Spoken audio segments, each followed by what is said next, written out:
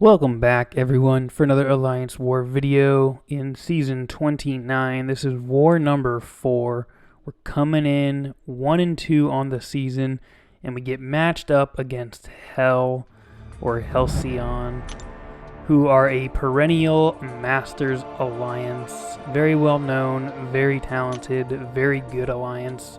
As you can see, they finished Masters last season, have a fat prestige of 13,000. So we knew this was another really tough matchup for us. We're coming in at 1-2 on the season, so we really needed a win today. It's going to be really tough to recover from a 1-3 start. So fingers crossed for a really strong showing. We're going to bring Human Torch, Magneto, and Magneto House of X. We're going to be applying some pre-fights for other fights, none for our own. And we have a little bit of a different path here today, so something new. We're actually going to be going path 1 in section 1, so we're going to take on the Long Shot and Magneto. We're going to use Human Torch for both of those fights, and then cruise into section 2. We're going to place some pre-fights along the way, and then we are going to jump onto path 2, and we're going to place a pre-fight on MCOC. We're not going to take that fight, but then we're going to finish off the war with Guillotine and Hulkbuster. No mini bosses today, so this will be another fairly short war video, only 4 fights again, pretty standard. It's going to be 2 Human Torch fights, 2 Magneto fights, so let's go ahead and get into it. Long Shot is up first. We are going to throw on the boosts and the invulnerability boosts. Again, we've got so many, why not throw them on? And Long Shot is on the Arc Overload node. The only thing to really worry about here is just keeping an eye on that timer, making sure that when that Arc Overload comes back to avoid him at all costs, because he is unblockable. He is only a 6-star rank 2, not rank 3, so that was a nice surprise. And this fight, pretty straightforward, like I said, just keep an eye on that timer. Make sure when the regeneration is active to not try to block him, otherwise you're just going to get smacked. So there goes the Arc Overload. We're in good shape. We managed to avoid him for the full duration of it. We're going to try to get our temperature up here. Just block the special one, no big deal. And there we go, we've got our temperature at 20 now. We've got some smolders. The timer is about to go off cooldown right here, so I have to dex the second hit of that special. We're going to use our special one just to kill some clock here on that regen, and it's gone. Pretty straightforward. We're going to go ahead, and we know we can finish him off now. We don't need to have that Arc Overload come back again. We should be in good shape. There we go, 50-second fight. Pretty straightforward. The node is obviously a little scary because it's always scary when someone's unblockable, but as long as you wait it out, it really is not a big deal. So we get the full attack bonus in 25 hits, and we move on to Magneto. Fortunately, we still have our invulnerability boost still active because that fight went so fast. So we're feeling pretty confident here. He's a 6-star at rank 3, and he's on the Masochism and Indomitable node, but we have Max Despair, and with all the Incinerates we are going to be stacking, we don't have to worry about him healing. His healing is going to be seriously reduced because of the Despair Mastery and the Incinerates we place on him. The only thing to keep an eye on is that Unstoppable, and just remembering that once we trigger Masochism, he's most likely going to throw a heavy, and we cannot punish it. But the hope is that our Incinerates will line up well with the Masochism timer, so that while I'm applying Incinerates, it will trigger Masochism, and I'll be able to parry after that. Unfortunately, the timing doesn't line up very well throughout this fight. Most of the time, my parries don't stick, and they do trigger Masochism, like right here. But not a big deal. Like I said, you just have to kind of play this slow and wait it out, especially because his heavies are unstoppable.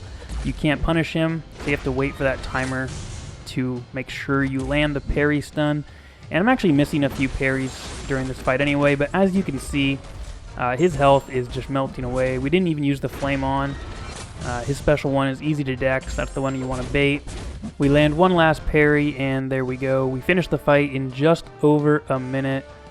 Pretty straightforward fight. Not the best placement for a Magneto in my opinion, but we get the full attack bonus there. Get out of there under 30 hits relatively easily.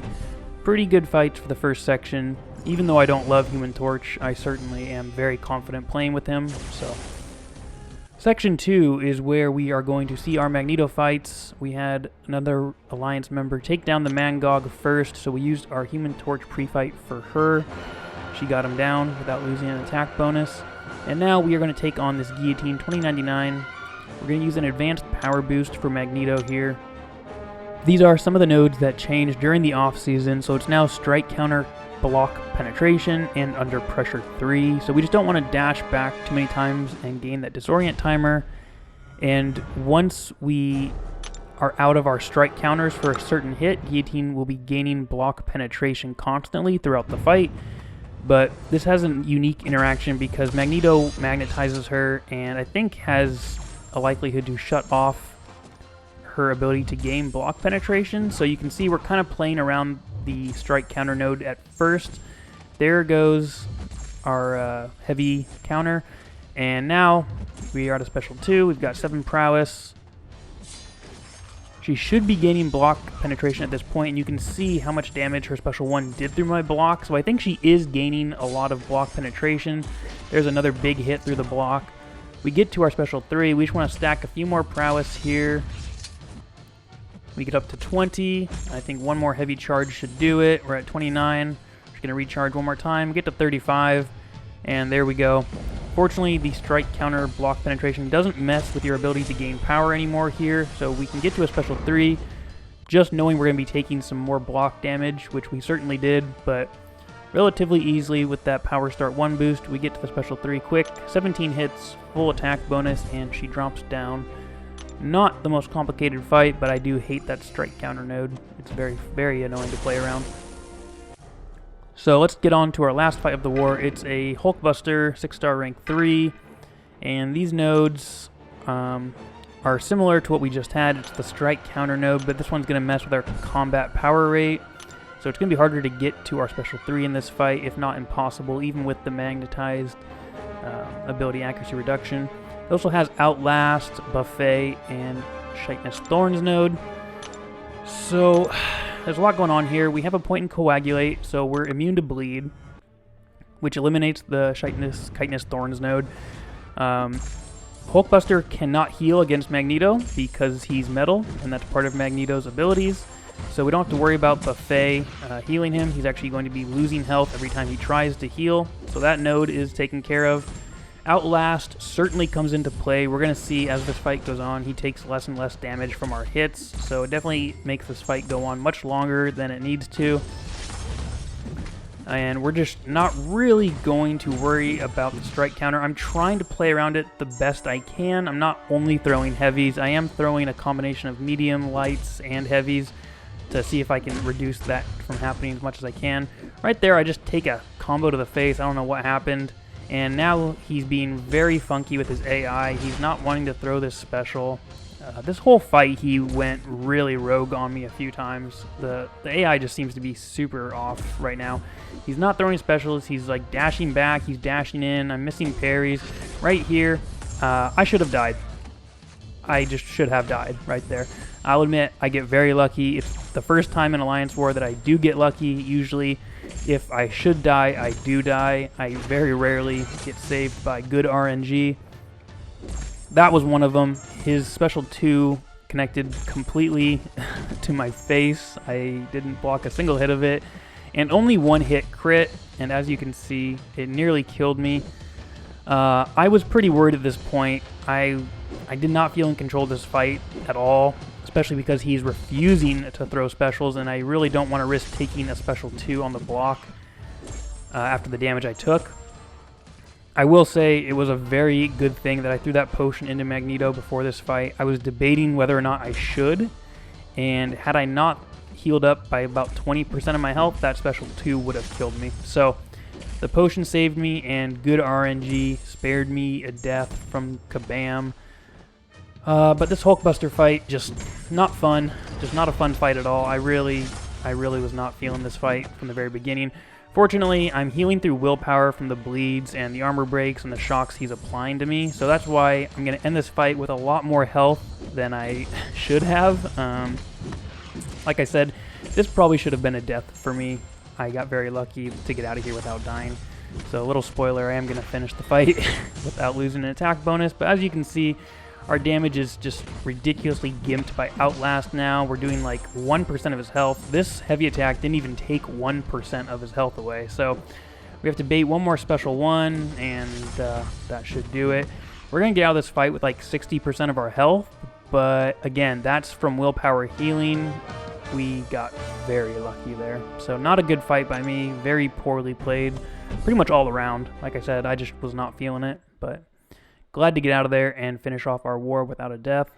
Here's the Bg3 comparison. You can see that we died a handful of times. So 5 deaths on our part. Only 2 from their Bg3. So congratulations on the BG win for Halcyon. They played very well. We did not play particularly well. I believe this marks our highest death count from Bg3 in a war this season, so our worst war collectively as a battle group.